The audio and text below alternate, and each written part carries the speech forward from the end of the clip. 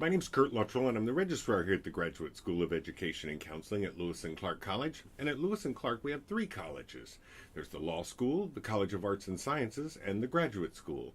And each of the schools has an individual registrar's office. So we're here specifically to serve the needs of graduate students. Our office is located in Rogers Hall, room 301. We're the first thing when you come in Rogers Hall on the left-hand side.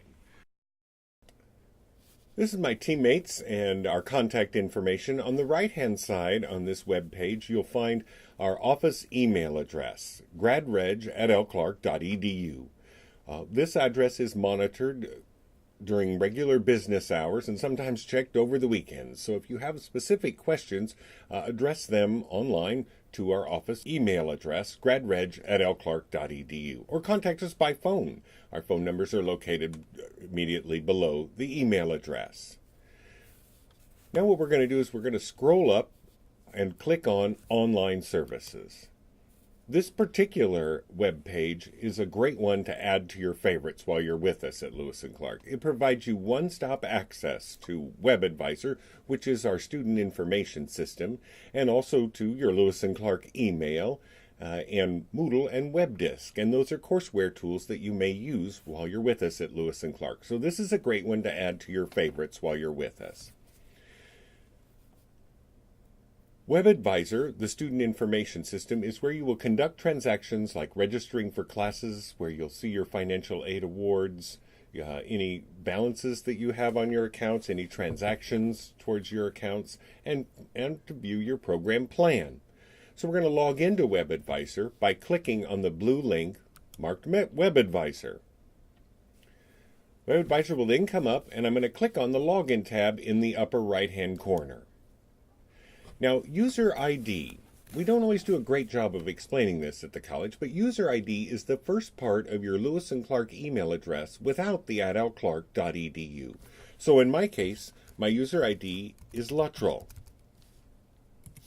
And now I'm going to enter in my password and hit submit. So over on the right-hand side, what I'm going to do is click on the long bar marked Students, and it brings up my menu of options. There are a couple of things I want to point out on this menu. First, over on the left-hand side, you'll see one under User Account marked Emergency Alert Preferences. Please check and link through into the information within this form. In the event that the college had an emergency, an automated system would provide notification regarding the emergency, and it is through the information that has defaulted in from your application for admissions into the emergency alert preferences that the automated system would use to contact you in the event of an emergency. So please log in and check and make sure this is the best information for that emergency contact. The next emergency contact information link immediately below, that is where you as an individual, should you have an emergency, it is who you would like us to contact. So please link in there. That information will be blank, and place in who you would like us to contact in the event you as an individual had an emergency. The other information that you will see on this particular form, some of it you've already used as part of the admissions process, such as the My Documents area over on the left-hand side. Back over on the right-hand side, you'll find your My Account statement. These will monitor the financial transactions on your account. Below that, the financial aid award letter. And back over here on the right-hand side under academic profile, this is where you'll get your grades, you'll get your transcripts, you can see testing information, you'll be able to view your class schedule, you track your progress in your program while you're with us, view any holds or registration authorizations that you have, also check your textbooks and see what textbooks you will need for a given term. And finally, which I'll be visiting you in class, you'll link in and be able to submit your degree application. But that's a little bit from now, so we're going to move on to registration. And at the very top, I'm going to click on Register for Sections. This brings up a listing of different ways to register for classes. Here you can manage your wait list should you be on a wait list for a particular class. You can do express registration, Or the registration system will allow you to go place classes ahead of time on a shopping list, so to speak, and return and register them when registration opens for you. And that would be done under the Register for Previously Selected sections. But at the very top, I'm going to demonstrate registration, and we're going to do Search and Register for Sections. We're going to click on that link, and that brings us to a search window. This window is very handy for undergraduates who are looking for that class that starts at 11 o'clock on Monday, Wednesday, and Friday. But that's not for you folks at the graduate school. The best way to search for sections for graduate students is to use the drop-down arrow under Term and select the term that you're looking for. In this case, we'll be looking at Graduate Summer 2013. A little bit above, you'll see it says CAS, Fall 2013 and Summer 2013.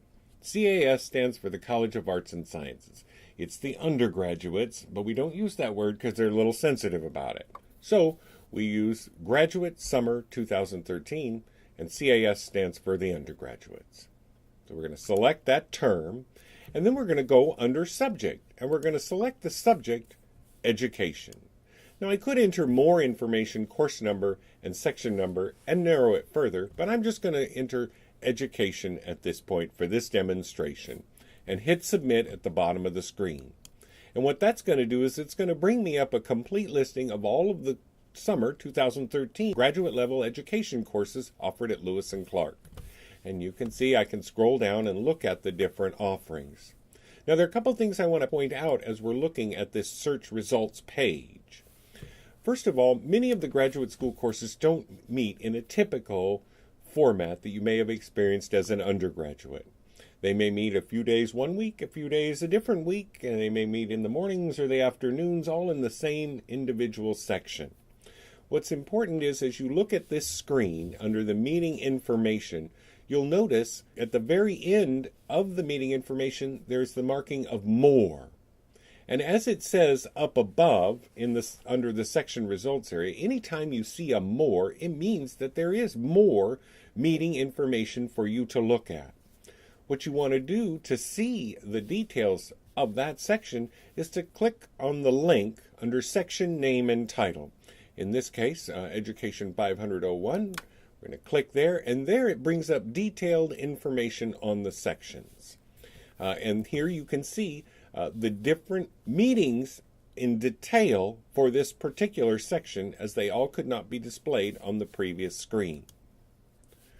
We're going to check out another section information here. Ed 509. We're going to link through section name and title. We see additional information here. Of course, on these link throughs, you'll see this course description. You'll find posted faculty contact information, their email address, their phone extension, and any individual comments around the section, in addition to the full meeting information. You can also link through directly on this page to the Lewis and Clark College bookstore site, which will give you information on the cost of the listing of textbooks and their cost for new and used, and you can actually order textbooks online for pickup at the bookstore. We're going to register here in just a moment. A couple more things that I want to point out. Over here on the right-hand side, you'll see where it indicates the seats available in the course. The middle number is the capacity of the course, and the very far right number is the number of individuals that are on the wait list. Okay, so we're going to go ahead and register for a class. We're going to register for Education 509. Over on the far left-hand column, you'll see a select button. So I'm going to click on that select button and select Education 509. I could actually select multiple courses. I'm going to select another one, Education 550, Section 12. All right, so I've got those two classes that I'm interested in registering for, and I'm going to scroll down here. One item I want to point out to you as we're scrolling down, a few of our sections have individual section fees. You will see those, should there be a section fee for the course you're taking, in the far right column of this form. Scroll down, I'm going to hit Submit, and what it's going to do is bring those two courses that I have, or that I'm going to attempt to register for, onto my shopping list, so to speak. But it has given me an error. At the very top of the screen, it's letting me know I'm already registered for one of these courses. So I don't want to do that again. So I'm going to uncheck that course and scroll down to the bottom and hit submit. Because I don't need to take that one. I'm already registered. And now it's brought me forward onto the shopping list, so to speak. Okay, so on this screen, here I see a couple of important things. I see the course that I brought forward on my shopping list, Ed 509, and I also, below, I see any and all the courses that I'm currently registered for. But what I want to do is register for this course. I'm going to click under the action and select the action Register. I'm going to scroll down and hit submit. It also emphasizes the I agree statement, so you will want to read this statement of student responsibilities that is appearing at the top of this screen. Hit I agree, hit submit. It's going to go out there and check and make sure I have the appropriate permissions, make sure the librarians didn't get me with the library fine, and see if I'm all clear, which I am. And then up at the top, it's indicating the following requests have been processed. And over here under status, it indicates I've been registered for this section. As you saw earlier, any error messages will appear at the top of the screen in red writing. But there were no errors this time, and I was successfully registered, so it shows me up here. It also then adds the course to my listing of courses that I am registered for now.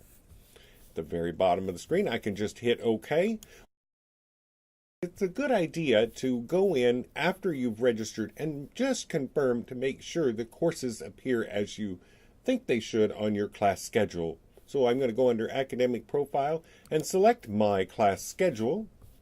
It's updated online real time, so the course that I just registered for will already appear on my class schedule. And there it brings back the full schedule of classes that I'm registered for now. And there's Ed 509 that I just registered for. Another item that I want to point out is over here on the far right, there's a Pass Audit column. If a P appears in that column, it means the course is graded Pass, No Pass, or at Lewis and Clark, we call that Credit, No Credit only. So it's not using the traditional grade scheme. All right, so I'm registered. Go back and click on my student menu. As you do transactions, it will create charges on your account. The charges will update within 2 business days, so it will not appear immediately under my account statement, but it will shortly. So that is how you register for classes.